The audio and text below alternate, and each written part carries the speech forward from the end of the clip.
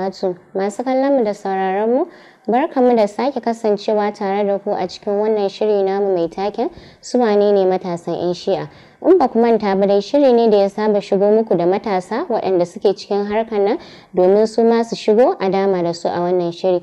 Insha Allah yau ma a tare da ni akwai ɗaya daga cikin matashi wanda shi ma ya shigo domin ba da tashi gudunmuwa. Wannan matashi dai ba wani bane illa Muhammad Salamaina, wanda ya haifaffen garin Kaduna ne, ya girma a garin Kaduna, ya yi karatun shi tun daga matakin nursery, primary, secondary har ma ya zarce jami'a inda ya kammala BSc ɗin shi yanzu a harkar a ɓangaren biochemistry.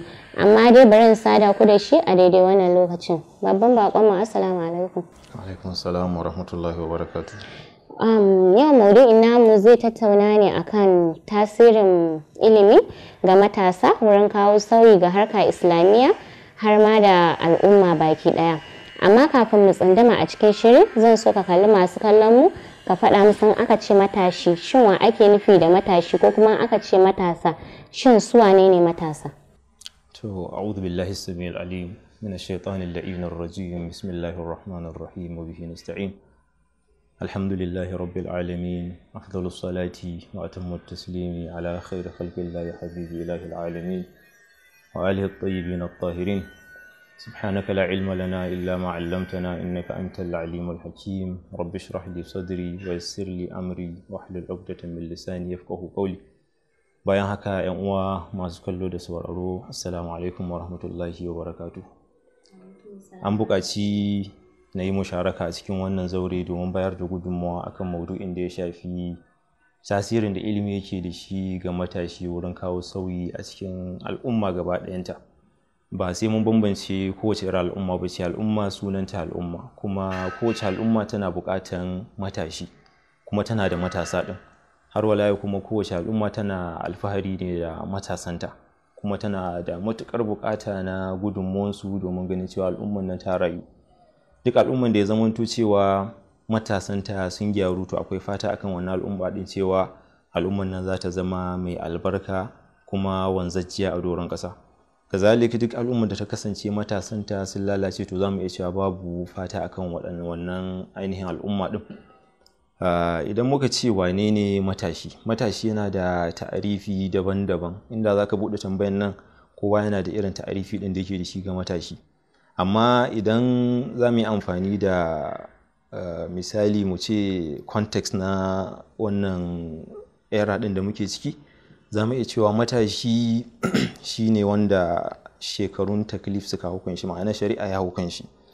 Kaga kenan namiji za mu iya cewa daga kamar shekara 13, mace kuma kamar daga shekara 9 misali har zuwa abin da ya yi shekara 25 zuwa 30. Idan muka kore ma za mu iya cewa har wanda yake matakin shekara 40 za mu iya kiran shi da matashi. To amma a ƙaramin takdiri shine matashi shine wanda shekarun taklif suka hau kan shi, namiji daga shekara 13, mace daga shekara 9 har zuwa akalla abin da yayi shekara 30. Wannan a takaice za mu iya cewa shine matashi. To idan muka duba za mu ga cewa wannan al'umma da muke zaune a cikinta wanda ake kira Najeriya misali, in muka faɗaɗa kenan ko kuma muka dunkule muka ce al'umman musulmi, za mu ga cewa muna da albarkan da Allah ya yi mana na ɗimbin matasa. Akwai ƙididdigan da ke nuna cewa akalla matasan wannan ƙasa namu da ake kira Najeriya sun kai akalla mutum miliyan kusan 34. Kaga wannan ba ƙaramin adadi ba ne misali. To ka sawwala da a ce waɗannan matasan za su farka su abin da ya kamata, me kake ganin zai zamanto dangane da ita wannan al'umma ɗin? Idan har mutum miliyan 33 suka yi miƙe domin ganin cewa sun kawo ci gaba a cikin al'umma ɗin. Idan kuma ka dunkule ka dawo cikin al'ummar musulmi, shi ma dai duk kusancin haka yake. Matasan da ke cikin al'ummar musulmi su ma za mu kirga su da cewa miliyoyi ne, tunda ana kaddara cewa wannan ƙasan da muke ciki musulmi su ne majority a cikinta. To kaga kenan tunda mu ne majority to matasan musulmi kazalik su ma suna da ɗimbin yawa. To kar daina cika mu da surutu, matashi shine wanda ya kai waɗannan shekaru kamar yadda na ambata, kuma alhamdulillah yau a wannan zamani a wannan lokaci Allah ya albarkace mu da ɗimbin matasa ɗin nan waɗanda suke da buƙatan irshadi domin ganin cewa sun sauke nauyin da ya hau kansu a matsayinsu na al'umma a ƙashin kansu. Wannan su ne matasa. Haka ne. To yanzu bari mu tsunduma cikin shirin. Shin wani tasirin matasan suke da shi ko mu ce matashin suke da shi wurin kawo sauyi ga al'umma din? Ilimin shi wani tasiri yake da shi kamar yadda na ambata tun da farko cewa duk al'umman da ya zamanto cewa matasanta sun farka sun yi abin da ya kamace su, to akwai fata akan wannan al'umma din. Kazalik duk al'umman da ya kasance cewa matasanta ba su yi abin da ya kamace su ba, to za mu iya cewa babu fata akan wannan al'umma din. Idan muka duba tarihin dan adam tun daga halittar dan adam na farko kakan annabi Adam alaihi salam, za mu ga cewa abin da ya biyo bayan shi zurriya ne, ya haifi ‘ya'ya waɗanda suke matasa ne, har lokaci ya tafi, zamani ya yi tsawo, har muka tsanci kanmu a wannan zamani ɗin. To idan muka yi duba da wannan, za mu ga cewa tarihi ya nuna cewa gudunmuwan da matasa suka bayar tun daga farkon zamani har zuwa yau gudunmuwa ne wanda ba za mu iya kaddara shi ba. Misali, idan al'umma ta duba za ta ga cewa matasa a waɗannan shekaru da suke wanda na ambata, wanda ba sa da nauyi na azo a gani a kansu, suna da gudunmawa da su bayar ta ɓangarori daban-daban. To amma muhimmin al'amarin shine ilimi. Shi ya samu Allah subhanahu wata'ala ya aiko annabawa domin su shiryatar da mutane zuwa ga abin da yake shine daidai, su kuma sanar da su abin da yake ba su sani ba, kamar yadda ayoyin alkur'ani suka nuna mana a wurare daban-daban cewa Allah ya aiko da manzannin shi da annabawa domin su shiryatar da ɗan adam zuwa ga littafinsa mai tsarki ko ince littafansa da kuma hikima, kuma su sanar da su abin da yake ba su sani ba. Wannan zamanin da muka tsinci kanmu a ciki, ilimi ya shiga wani irin yanayi ta yadda in aka yi maganan ilimi, abin da mutane sukan sawwala shi ne akwai ilimi na kaza da ilimi na kaza. Duk da yake ba kuskure ba ne wannan, akwai kaulin da yake cewa al'ilmu ilman, ilmul adiyan wa ilmul abdan. Ilimi kashi biyu ne, akwai ilimi na addinai, akwai kuma ilimi na jikkuna, wanda za mu iya cewa kamar human and physical sciences misali. To raba ilimi da aka yi zuwa gida biyu, zuwa abin da ake ce mishi ilimin boko a wannan zamani da ilimin addini, ya jawo mana nakasu. So abu na farko da ya kamata al'umma ta yi la'akari da shi shine, idan aka ce ilimi sunan shi ilimi ba tare da bambancewa ba. Saboda menene hadafin ilimi? Hadafin ilimi shine domin ya kawo canji a rayuwar ɗan adam, domin ɗan adam ya cika ainihin hadafin halittar shi a doron ƙasa.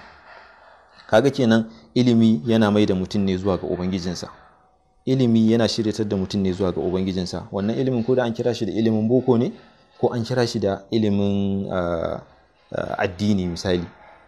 Shi yasa a wurare daban-daban a cikin alkur'ani Allah subhanahu wataala yake nuna mana muhimmancin da shi ilimi yake da shi, da kuma hatsari da akasin shi, wato jahilci yake da shi.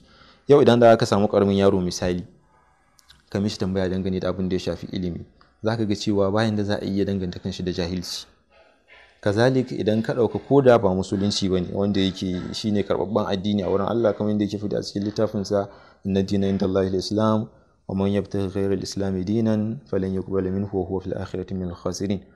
To idan ka ɗauka waɗanda suke ikirarin cewa suna addini, ko da me suka kira wannan addinin nasu, ko kiristanci ne, ko yahudanci ne, ko majusanci ne, kuma me suka kira addinin nan nasu, za ka ga cewa sun ɗora wannan addinin nasu ne akan ilimi. To ballantana kuma musulunci, wanda yake shine addini karɓaɓɓe a wurin Allah. Kaga kenan idan ana maganin ilimi, ba abu ne wanda mutum yake da zaɓi akan shi ko yayi ko kar yayi ba, kamar yadda addini ya nuna mana. So a cikin alkur'ani Allah subhanahu wataala ya nuna mana muhimmancin ilimi a wurare daban-daban, ya kuma nuna mana hadarin da jahilci yake da shi, kamar yadda na ambata. Alal misali, zaka ga cewa hatta annabawa da Allah ya aiko su, sai da ya ainihin musu ishara da cewa ilimi ba abu ne wanda zai so a danganta su da shi ba.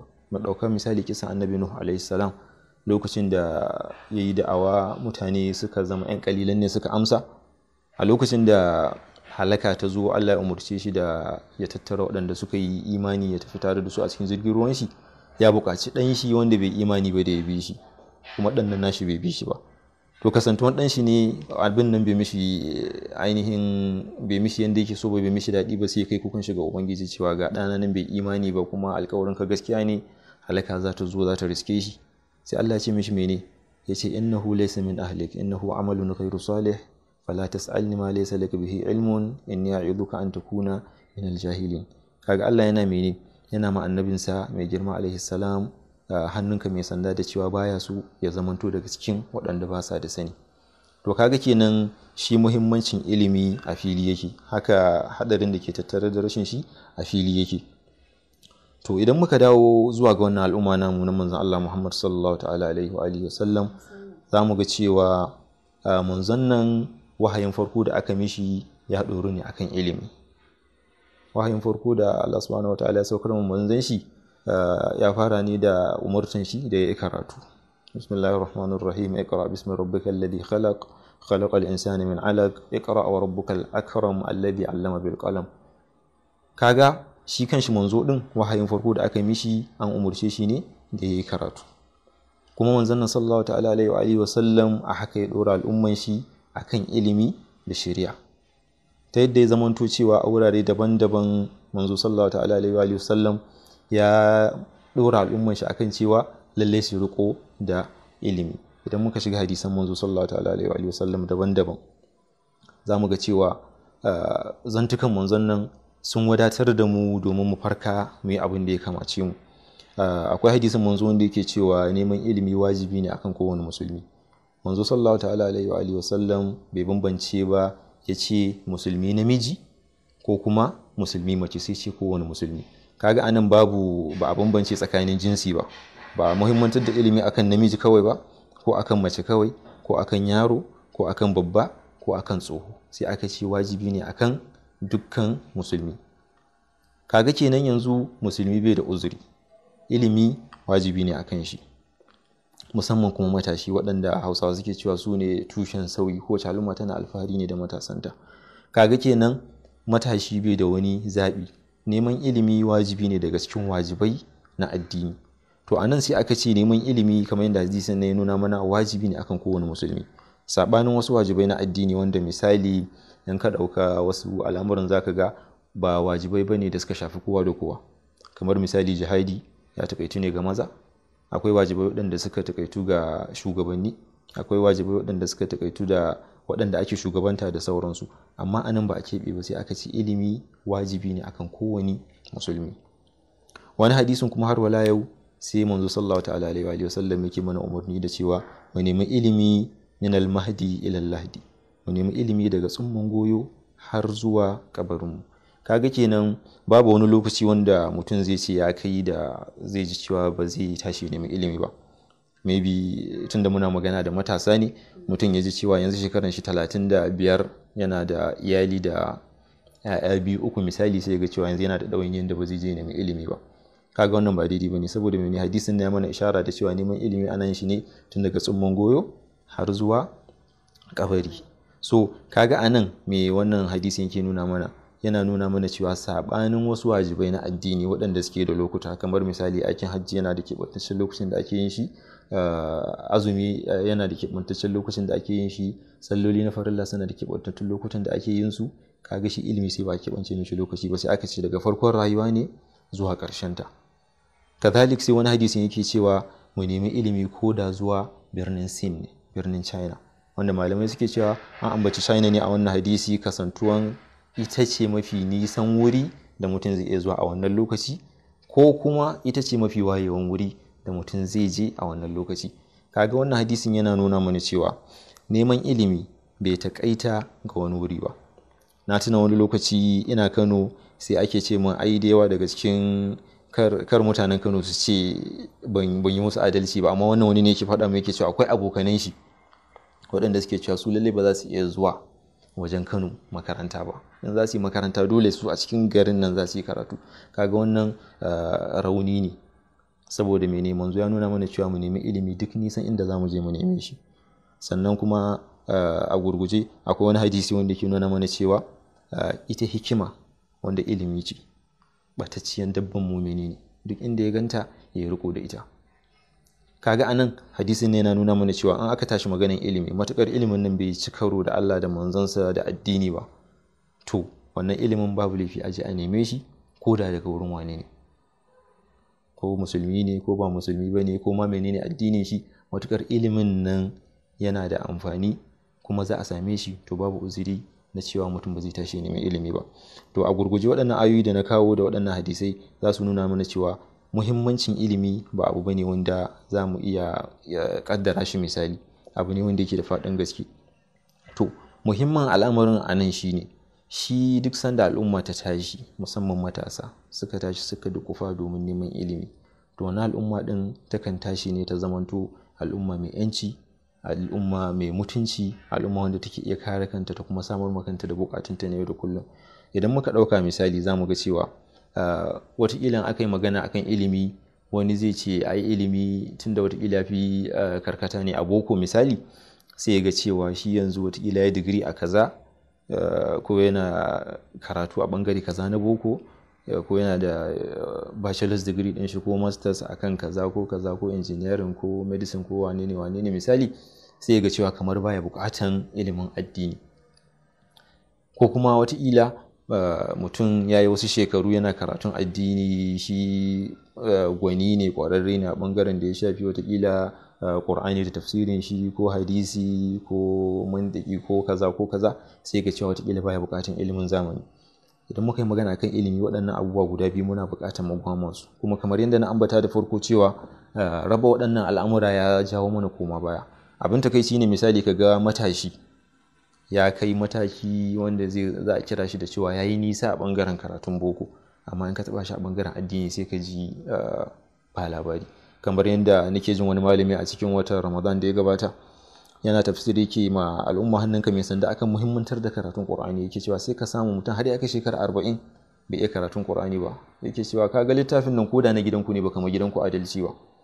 To ta ɗayan ɓangaren kuma a wannan zamani da muke ciki, ko da mutum ya yi karatun addini misali, zamani ya zo da hanyoyi sauƙaƙa waɗanda mutum zai yi amfani da su wurin ci gabantar da ilimin shi kuma da wurin watsa ilimi ɗin nan. Saboda haka idan aka yi maganin ilimi a cikin al'umma, musamman muka dawo wannan al'umma da muke cikinta, za mu ga cewa al'umman nan tana cikin wani mawuyacin hali. Al'umman nan kewaye take da jarabawowi da fitintunu daban-daban. In abin ka bi kafafen yada labarai ne sai ka ji an ce an aikata laifi kaza a wuri kaza, matasa ne suka yi wannan. Gobe ka ji an ce an yi kaza a wuri kaza, sai ka ji akwai hannun matasa a ciki. Duk waɗannan fitintunu da muke fama da su, tun daga rashin tsaro ne, cin amana ne, yaudara ne, fashi da makami ne, ga matsalar rashin tsaro da muke fama da shi, da wasu abubuwan daban-daban, za ka ga cewa akwai matasa waɗanda suke da hannu a cikin ire-iren waɗannan abubuwan. Kuma kamar yadda akan ambata cewa duk al'umman da kaga cewa a cikinta akwai abin da za a ce ma tsofaffin banza, to tabbas waɗannan tun farkon su yaran banza ne. Zai wuya ya zamanto cewa mutumin kirki ne daga baya sai a ce ya lalace, abu ne mawuyaci.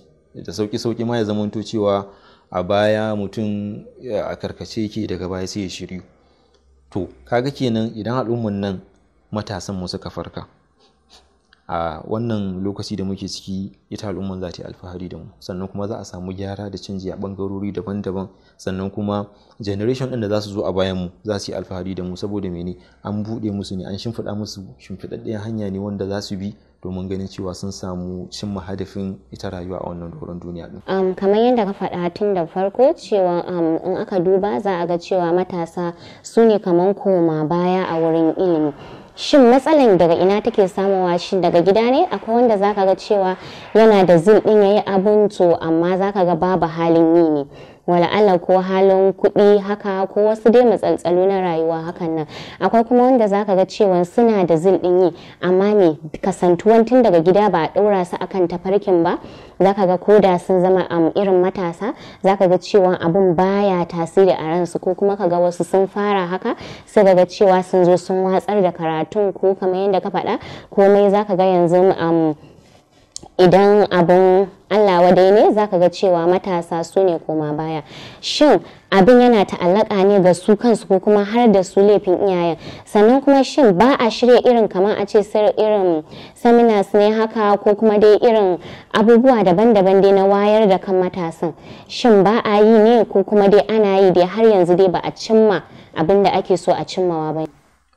To ta wannan janibin za mu iya cewa laifi ne na kowa da kowa. ba za a keɓance wani ɓangare a ce laifinsu ne su kaɗai ba, tun daga shugabanni ka gangaro har abin da ya shafi malamai har zuwa iyaye da su matasan a ƙashin kansu. To amma shi duk abin da ya kawo na gazawa ba zai zamanto uzuri ba, musamman akan shi matashi din. Idan matashi ya fara kai waɗansu shekaru, kamar yadda nake karanta wani bincike yake cewa a lokacin da matashi ya kai shekara 13 akan same shi da kishin addini. Akwai wani daga cikin almajiran Imam Ja'far Sadiq wanda ake kira da Abu Ja'far Ahwal, ya kasance yakan je garuruwa musamman a Iraq domin isar da sakon gidan annabta. Wata rana da je wurin imam, sai imam yake cewa ya ka samu mutanen Iraq dangane da abin da ya shafi gidan manzon Allah sallallahu alaihi wa sallam. Sai ce lallai mutane kaɗan ne suka karba. Sai yake ce mishi ka muhimmantar da ƙarfinka da attention ɗinka akan matasa, domin sun fi sauƙin karɓan gaskiya, sun fi sauƙin karkata ga gaskiya. Kazalika akwai wani shi ma da ya samu Imam Ja'far Sadiq, yake ce mishi, yake tambayan shi cewa me yasa Annabi Yaqub alaihi salam ya jinkirta yin afwa ga ƴaƴan shi waɗanda suka jefa ɗan shi Yusuf alaihi salam a cikin rijiya, alhali shi kuma Annabi Yusuf alaihi salam bai yi jinkiri ba, sai ya gafarta musu, ya musu addu'a. Sai imam din yake ce mishi saboda su matasa zuciyarsu ta fi saurin karkata zuwa ga gaskiya sabanin zuciyar tsofaffi. Kaga kenan abin da nake so na nuna anan shine, ko da a ce duka waɗannan ɓangarorin na al'umma tun daga kan shugabanni da malamai da iyaye din, ko da misali sun shagala da wasu ɗawainiya na rayuwa, to shi matashi ba uzuri bane akan shi ya zauna ya ce dole sai sun yi mishi. Shi a ƙashin kan shi ya kamata ya zama ya farka, duk da waɗancan ɓangarorin suna da gudunmuwan da za su bayar. To amma in ka duba irin ƙasa da muke ciki, wanda al'umma ta riga ta kama wani hanya ne daban, shugabannin akwai abin da ya dame su wanda ba al'umma din bane kai tsaye.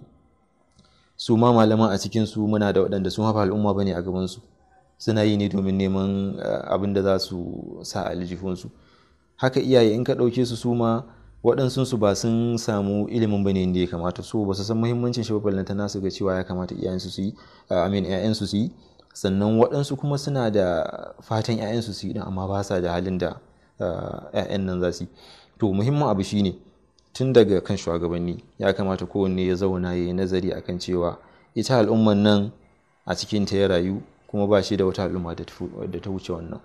Idan abin a ce yau matasa su tashi ne su ce lallai abin da shugabanni suke musu ya ishe su, wataƙila za mu iya cewa shugabannin nan gaba ɗayansu za a neme su a rasa, don yawan matasa ya isa in za a rarraba ma matasan nan shugabannin nan ne, wani ba zai samu ba.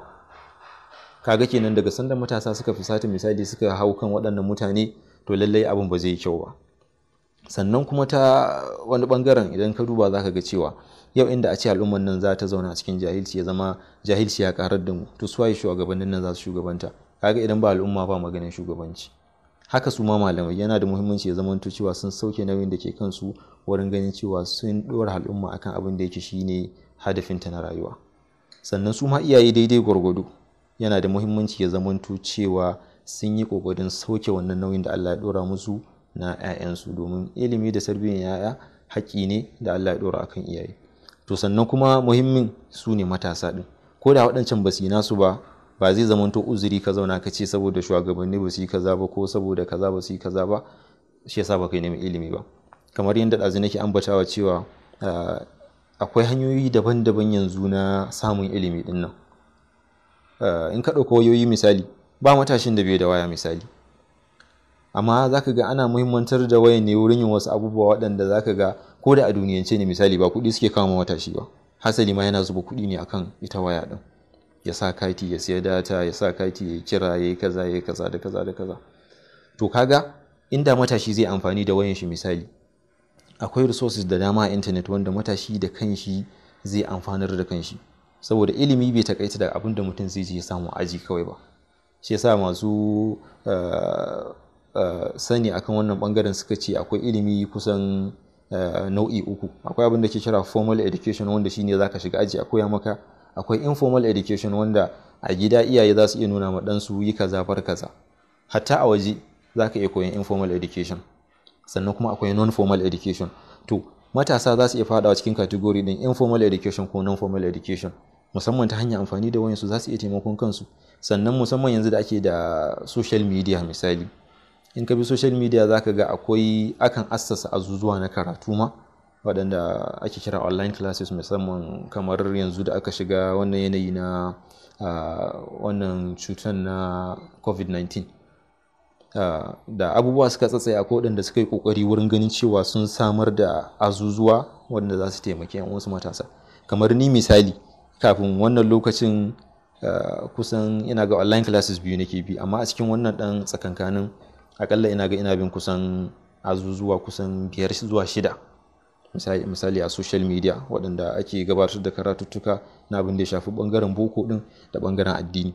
To kaga kenan su matasa haƙƙi ne a kansu da su farka, ko da iyayensu da malamansu da shugabanninsu sun yi abin da ya kamata ko ba su yi ba, idan suka yi alhamdulillah, kaga shi ma matashi ya yi nashi kokari din. Idan ba su yi ba alhamdulillah, shi ma dai ya rage tafiya. So yana da kyau matasa ya zamanto cewa sun farka. Abu na farko shine matasa su farka, sannan su san kimansu, su san muhimmancinsu, su kuma sa niyya. To amma baka ganin cewa kaman kuma kuna da naku laifin na ganin cewa ilimi ya yi karanci a cikin kaman al'umma? Kaman kai yanzu a misali a matsayinka na matashi, ya kamata a ce kuna da forum haka wanda zai zama na matasa ne zalla, kuna wayar da kan matasa kamar yadda ka faɗa a mahimmancin shi ilimin ɗin da kuma irin tasiri da kuma abubuwan da ilimin yake jawowa ga har ga akai gaci ga gaci. Shin baka ganin kuma kuna da naku gudunmuwan da kuke badawa wurin ganin kun raunana tasirin shi ilimin ga matasan? Kamar misali a ce in akwai forum a ce ya kamata a ce ku ne kuke jagoranta, tunda za a iya cewa ku matasa ne, kuma a cikin matasan ma za a iya cewa za ku iya faɗa su ji, tunda tsakanin matashi da matashi za ku iya faɗa su ji, za ku rika irin faɗakar da su da sauran abubuwa. ba kwa ganin kuma in kuka yi irin wa'annan, kuka assasa irin waɗannan abubuwan zai taimaka ma matasan? To kamar yadda na ambata cewa shi laifin kowa ne, so ban ware ba har da mu a ciki, mu matasa din. To amma kuma naga kamar kin muhimmantar da bangaren watakila masu faɗa aji a cikin matasa din. To alal hakika akwai namu laifi din. To amma mene, duk wanda bai shirya karban gaskiya ba misali, ba za ka idan kara mishi wannan gaskiya din ba. To haka ne, amma kuma baka ganin cewa idan ana yi yau da gobe tun mutum bai farka ba, a misali kamar a ce forum din ya kai kamar mutum 20 hakan nan, sai ya zama na cewa mutum shi ma yana kokari yana zuwa, sai ya zama na cewa yau in wani bai farka ba dole wancan zai farka. Ai ba zai yi a ce a duk tafiyan ba, idan ko da mutum bai da zin din yi, ya kamata a ce ku kuke tusa mishi ra'ayi yau da gobe ya ga wane yayi, baka tunanin shi ma zai iya farkawa? To ba zan ce ba a yi ba, sai dai watakila mu buƙaci da a yi doubling effort wurin ganin cewa an samu natija din. Amma as far as I'm concerned, na san cewa ƙarƙashin tafiya daban-daban an assasa ire-iren waɗannan abubuwa da kuke magana a kai, wanda kusan ni zan iya cewa tun akalla shekara 9 zuwa 10 na san cewa akwai azuzuwa fiye da haka ma. Misali na san tun ban kai matakin da misali ni zan iya tsayawa a gaban wani na mishi karatu ba misali. Na san cewa a unguwanmu akwai waɗanda suka tsayi da wannan ɗin daga cikin iyayenmu waɗanda suke ɗora mu akan shi sha'anin karatu. Dan lokacin ina secondary zan iya tunawa akwai abokina wanda yanzu yana university, ta mun yi makaranta tare da shi, yana karantar medicine tare da shi muka fara zuwa waɗannan azuzuwa din. Sannan kuma daga cikin waɗannan azuzuwan akwai waɗanda sun girme mu, waɗanda ba matakin karatu ɗaya muke da su ba, waɗanda sun koma makaranta kuma har sun kai matakin da sun mai NYSC misali. To amma yanzu ba za mu ce kullum iyayenmu ne za su zauna su yi ta yi ba, tunda alhamdulillah mun kawo matakin da za mu iya dafa musu. To ba zan kuma ce ba ma yi din ba, amma sai dai kamar yadda na ambata, sai dai a buƙaci da a yi doubling effort. Na san an yi irin waɗannan ko a kwanakin nan, amma menene matsalan? Kamar yadda na faɗi, dole ne su matasan sai sun farka, dole ne sai sun tashi tsaye domin ganin cewa sun yi ma kansu wannan taimakon a ƙashin kansu. Dan na san cikin 'yan kwanakin nan ba da jimawa ba, kafin zuwan wannan lockdown din, an assasa wani aji wanda aka mun magana akan ya kamata fara karatu, kuma an fara wannan karatu din. to amma watanni aka yi ana wannan karatun yanzu babu shi. So kaga menene laifin ya ɗoru ne akan matasa, ma'ana su waɗanda suke da buƙatar su yi karatu din ya kamata su muhimmantar da cewa shi wannan lokaci na ƙuruciya lokaci ne mai gushewa, kuma yanzu da ba sa da ɗawainiya a kansu yanzu ne ya kamata su muhimmantar da wannan al'amari, saboda idan ɗawainiya hau kansu to lallai akwai abubuwan da ba za su iya ba. A wannan stage da muke ciki in za mu faɗa mu kanmu gaskiya ne, shekaru 3, 4, 5 ko fiye misali, mun san akwai abubuwan da muke iyawa amma yanzu ba mu iyawa saboda daidai gwargwado waɗansu 'yan ɗawainiyoyin sun hau kanmu. To kaga kenan kafin abin da ya fi wannan ya hau kanmu ya kamata ya zamanto cewa mun farka. Ta ɓangaren su kuma masu jagoranta wannan ire-iren waɗannan al'amuran sai dai su ma a daɗa ƙarfafa su da ganin cewa sun dage duk rintsi ko ana yi ɗin ko ba a yi ɗin su dage da ganin cewa sun tsaye da wannan al'amari ɗin. To ban katse ka ba, shin kana ta cewa wasu masu gudanarwa, shin kai baka taba ji a ranka cewa kai ma zaka iya bada wannan gudunmuwan ba? Yanzu ka cire maganan cewa wasu, a ƙashin karan kanka kai akwai irin gudunmuwan da kake badawa ga matasa din kamar yadda ka faɗa wasu suna yi, shin irin ko forum ne haka ko online classes da ka faɗa, shin kai akwai wanda kake jagoranta wanda ya zama cewa naka ne na ƙashin kanka, kana ta kiran wasu yanzu muna son mu ji naka. To alhamdulillah, amma wannan tambayan ta fi zama personal tambaya wanda to ba zan ki amsa ta ba duk da yake personal tambaya ce. Ba zai zama personal tambaya ba ai. To duk yanda kuka ce, amma I will consider this as a personal question wanda zai dealing with my own personal life misali. To amma tunda ana maganar karfafawa ne, watakila idan muka faɗi wani zai ji cewa shi ma an karfafa shi ya tashi ya yi abin da ya kamata, sawa'un yana matsayin wanda zai iya karantarwa ne ko yana matsayin wanda yake da bukatun ya koma aji ya zauna a karantar da shi. Zan iya tuna cewa tun kafin na gama university ina final year na fara shiga aji ina karantar da yara tun daga matakin nursery har zuwa primary.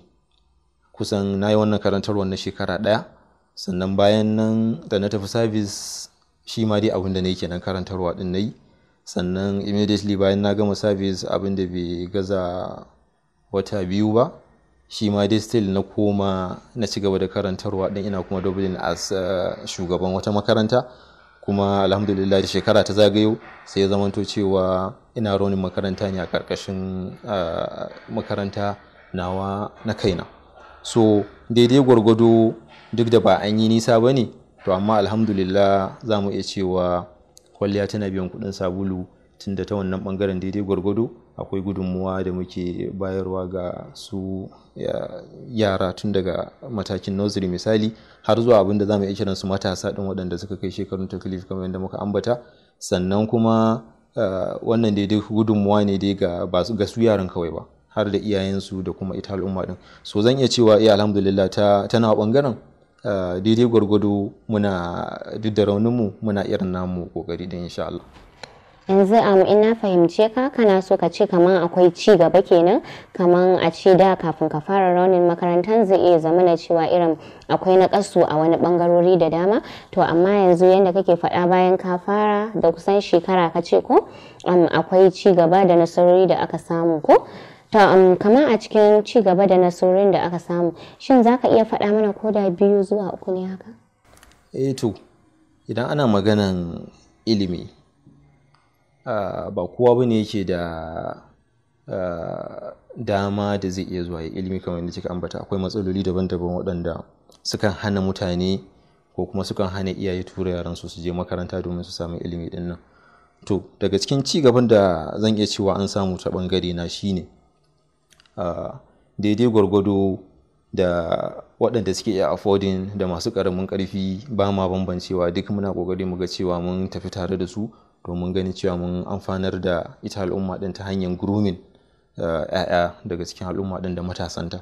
Sannan ta wani ɓangaren kuma har ila yau za mu iya cewa ta ɓangaren iyaye misali za mu iya cewa mun samu ci gaba ta yadda zai zamanto cewa idan aka yi la'akari da cewa shi set of irin wannan akwai waɗanda suke gudanar da shi, ma'ana malamai. Kaga ta wannan ɓangaren ma an samu ci gaba ta hanyar samar ma da su waɗannan wanda aksarinsu iyaye ne, an samar musu da aikin yi. Sannan kuma tunda an ce 2 zuwa 3, ci gaba na gaba da za mu iya cewa an samu shi ne mu a ƙashin kanmu mun samu ƙwarin gwiwa ta yadda da farko da muka soma al'amarin muna ganin kamar al'amari ne mai wuyan gaske wanda ba za mu iya ba, to amma da taimakon Allah sai ya zamanto cewa al'amuran sun sauƙaƙa mana kuma muna da ƙwarin gwiwa na ci gaba har illa masha Allah. So waɗannan zan iya cewa akalla ci gaba ne guda uku waɗanda aka samu. Ci gaban suna da yawa amma tunda an ce a takaita zuwa guda uku, alhamdulillah an samu ci gaba, kuma akwai waɗansu ci gaban ta wasu ɓangarori da daman gaske wanda wasu ba su riga ma sun auku ba, tunda abin is a gradual process, ana tafiya ne za a ci gaba da samun wasu ci gaba ta wasu ɓangarorin insha Allah. To haka ne, Malam Muhammad, still dai muna kan tasirin shi ilimi ga matasa ɗin wurin kawo sauyi.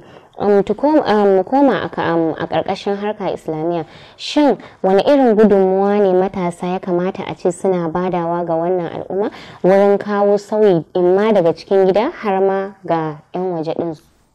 To alhamdulillah, na farko idan muka duba kamar yadda na ambata cewa muna da ɗumbin matasa, kuma daidai gwargwado matasan nan akwai adadi mai yawa waɗanda sun samu karatu ta ɓangaren boko ɗin da ɓangaren addini, kuma personally ma na san akwai waɗanda suke ta ƙoƙari wurin ganin cewa sun bayar da gudunmuwarsu ta duka wannan ɓangarori guda biyu ɗin.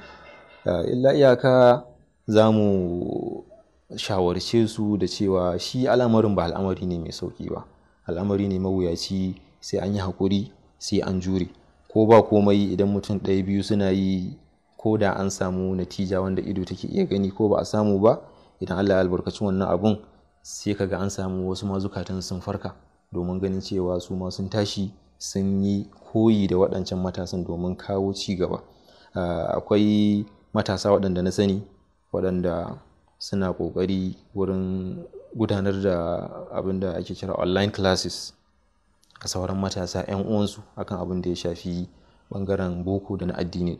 Sannan kuma akwai waɗanda su suke a ƙasa, waɗanda suke zuwa makarantun 'yan uwa domin ganin cewa sun bayar da gudunmuwa wurin ganin cewa an inganta waɗannan makarantu ɗin. Akwai waɗanda na sani ma suna da wani shiri a yanzu haka na ganin cewa sun samar da akalla koda kuɗaɗe ne wanda za a iya amfani da su wurin farfaɗo da standard ɗin makarantunmu na 'yan uwa. So daidai gwargwado akwai ci gaba a wannan ɓangare ɗin, amma muhimmin abin shine zan yi kira ga su matasa ɗin da suke wannan aikin su sani cewa aikin nan dai aiki ne mai wahalan gaske, sai sun jure, sai sun yi haƙuri, kuma insha Allah zai albarkaci wannan sa'ayin nasu ya farkar da zukatan saura domin ganin cewa su ma sun farka sun yi abin da ya kamace su. Haka ne. Mu koma bangaren gudanar da zan iya cewa irin programs ko kuma ayyuka haka a ƙarƙashin harkar nan, za ka ga cewa kusan yanzu ba ma matasa bane suke ruling. Tun da dai za ka dai iyayenmu ne da waɗanda dai za a iya ce musu ma kakanni haka. Shin su matasan me yasa ba sa da zin din su rika gudanar da irin waɗannan abubuwan da iyayen suke gudanarwa, ko kuma ba a ba su fursa ne da za su gabatar, ko kuma za a ce ya abin yake ne, ko kuma lallai matasa suna da duk abin da suke bukata domin ganin cewa sun shige gaba wurin gudanar da al'amura na addini. Babban nakasun da aka samu shine za a ji ina ta ambaton cewa ya kamata matasa su farka. Babban damuwan shine zukatan matasa da yawa tana bacci ne, ko in ce ta suma. Amma maganan gaskiya shine kamar yadda ɗaya daga cikin malamanmu kuma iyayenmu ko kakanninmu yake wata rana yake mana hannunka mai sanda, yake cewa lallai ku 'ya'yanmu matasa kun ji kunya idan kun san menene kunya. Kaga wannan magana ne wanda ya kamata a ce mun muhimmantar da ita, saboda mene ya yi categorizing ita wannan tafiya din zuwa gidaje daban-daban. Ya yi categorizing ita zuwa group ABC, inda ya sa su iyaye da kakanni a group A da 'ya'ya group B, sannan kuma ya ambata cewa yanzu da yawa daga cikin 'ya'yan masu ma suna da iyalai nasu. Kaga kenan akwai iyaye, akwai 'ya'ya, akwai jikoki. To amma kamar da take ambata, abun takeici shine har yau mafi yawan al'amuran nan su iyayen nan da kakannin nan su suke gudanar da su. To matasa ba wuri bane ba a basu ba, su ne basu ga daman amfana da ni'iman da Allah ya musu ba. So zan dai ƙara maimaitawa, dole ne ya zamanto cewa matasa sun farka. farka wannan shi ma wani bangare ne na ilimi. Duk matashin da bai farka ba bayan da za a yi realizing potential san shi, bayan da za a yi ya fahimci cewa lallai yana da muhimmanci a cikin al'umma din. Idan za ka zauna ne ka biye ma distractions in zamanin nan ba ranar da za su gushe. Sannan kuma ita wannan lokacin na ƙuruciya lokaci ne mai gushewa. Na san yana faɗa ma wani cewa saboda ɗawainiyar da ta hau kaina da lockdown ɗin nan ta zo aka ce a rufe makarantu, ni godiya ga Allah ne, saboda nauyin da ya hau kaina na gaji tsawon lokaci, ina buƙatar na samu na huta. Sai ya zamanto cewa abin ya zo min dai a kan gaba. Yawwa, to sai ya zamanto cewa da aka shiga lockdown ɗin nan sai na samu lokaci da zan huta. Kaga su matasa ba wai ba sa da fursa bane. Matasa suna da duk abin da suke bukata. Suna da waɗanda za su yi musu irshadi, kuma suna mayi din. Suna da waɗanda za su ilmantar da su, sannan kuma suna da fagen a tare da su. Ba wani matashi wanda zai zo yau ya ce ga gudunmuwan da zai bayar, matukar wannan gudunmuwan ba ya kauce ma hadafi bane, a ce matashin nan ba za a bashi wannan daman ba. In ka duba za ka ga ai a cikin tafiyan akwai wasu bangarori waɗanda matasa ɗin ne suke jagoranta. Sannan kuma akan gayyato su zuwa wasu bangarorin domin ganin cewa sun bayar da gudunmuwansu. Alal misali ga mu a nan wurin muna magana ne akan abin da ya shafi matasa. Ba za mu ce mun kai matakin da ake bukata ba misali, amma daidai gwargwado inda ba mu yi motsi ba wataƙila da ba mu tsinci kanmu a nan ba domin bayar da wannan gudunmuwa din. So kaga menene, matasa suna da dama, illa iyaka ya kamata su matasa su farka. Iyaye dai suna nasu kokarin gurin ganin cewa sun ankarar da matasa akan muhimmancin da wannan lokaci yake da shi. So idan matasa suka saurari wannan kira da kunnen basira, to insha Allah ana fatan za a samu natija domin ganin an samu ci gaba a cikin ita al'umma din insha Allah. To Malam Muhammad, shin menene target ɗinka akan al'umman nan a ce nan gaba kaɗan ko kuma nan da 'yan wani lokaci kaɗan? To, target suna da yawa, amma tunda muna magana akan sha'anin ilimi, akwai wani lokaci da muka taɓa yin wani taro na iyayen yara. Sai na yi musu wani magana a wurin wanda sai dukansu suka fashe da dariya. Nake ce musu a taron nan idan kuka duba za ku gani nake magana amma dukan ku kun girme ni, sai suka fashe da dariya. Na ce ba abin dariya ba ne. Abin da ya sa na tsaya a gaban ku shine tunda na fahimci cewa da matsakaitan shekaru na zan iya tsayawa a gaban ku mu tattaunawa irin wannan na abin da ya shafi ilimin 'ya'yanku. To fata na shine zamanto cewa 'ya'yanku sun kawo wannan matakin da nake sun wuce ni ma kafin su kai shekaru na. So babban abin da za a so shine ya zamanto cewa al'umman nan ta farka. Idan ka duba za ka ga cewa in ka ɗauka al'umman ƙasar nan Najeriya ko kuma ka dawo ka ce al'umman musulmi, ta kowane ɓangare an tsere mana. In ka ɗauka ƙasar ne misali, Allah ya mana arziki daban-daban, amma mene shin al'umman ƙasar tana amfana da wannan arzikin? Daga cikin arzikin da Allah ya mana shine arzikin matasa. Muna amfana da wannan arzikin da Allah ya mana? Muna iya cewa kwalliya tana biyan kuɗin sabulu? Idan ka ɗauka ɓangarori daban-daban na ilimi, shin mu ne a gaba ko kuma an tsere mana? Haka idan ka dawo cikin al'ummar musulmi, yau muna da likitoci maza waɗanda suke adadinsu ya kai su kula da gaba ɗaya al'ummarmu maza, da likitoci mata waɗanda sun kai su kula da iyayenmu mata da 'yan uwanmu ƙannenmu da yayyinmu. Muna da malaman addini waɗanda za su yi mana irshadi domin ganin cewa ba mu sauka akan hanya ba. Muna da shugabanni matasa waɗanda suke iya fitowa su gaya ma al'umma ga yanda ya kamata ta yi, ga yanda bai kamata ta yi ba. A takaice muna da matasa abun koyi waɗanda suka kai a kira su cewa waɗannan abun alfahari ne na wannan al'umma. Kaga idan ba ma da wannan to akwai sauran tafiya kenan, akwai sauran aiki a gabanmu. So babban target din shine zamanto cewa mun iya samar da matasa waɗanda za su amsa sunansu na matasa, al'umma ta amfana da su, sannan su ma su amfana da rayuwansu, sannan a ƙarshe menene su samu su kai ga ubangiji suna yardaddu. So wannan zan iya cewa a takaice shine babban target mu. Oh, masha Allah, Allah ya ida nufi. Yanzu tambaya na ƙarshe shine, shin a matsayinka na matashi wani irin shawara kake da shi wanda zaka ba ma 'yan uwanka matasa? To kusan tun farko ma za mu iya cewa shawarwari dai muke ta bayarwa din. To amma a ƙarshe zan yi kira ga matasa da mu farka mu yi abin da ya kamace mu. Akwai wani abin takaici da na taba gani. Na taba samun wani scholarship na karatun health wanda na so wani matashi ya je yi, sai ya ce min bai da O level bai da WAEC. Yawwa, so sai na karfafe shi akan cewa to yayi kokari ko shekara mai zuwa ne ya je yayi, sai mu ga yadda za a yi ya samar mishi da wannan. Abin takeicin kawai sai na ji an ce ranan kaza zai aure. To ba laifi bane wannan, amma mene idan ya zamanto cewa matasa sukan gudu daga abin da ke shine aula a kansu.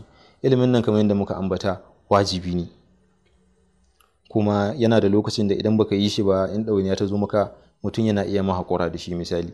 To kirana ga matasa shine kafin nauyi ya mana yawa, kafin ɗawainiyan iyali da shugabanci da kaza da kaza da kaza su hau kanmu, ya kamata mu farka mu ga cewa mun tsaye da kafafunmu domin samar mu kanmu da mafita. Mafitan nan tana tare da ilimi, kuma ilimi kamar yadda muka ambata ba sai an bambance an ce ilimin boko da ilimin addini ba.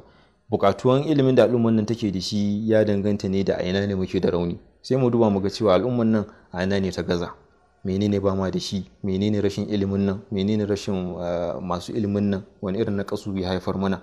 Mu yi kokari mu ga cewa mun cike wannan gibi din domin mu amfanar da al'umman, sannan mu ma mu amfana da rayuwarmu. So a takaice wannan shine kirana ga matasa.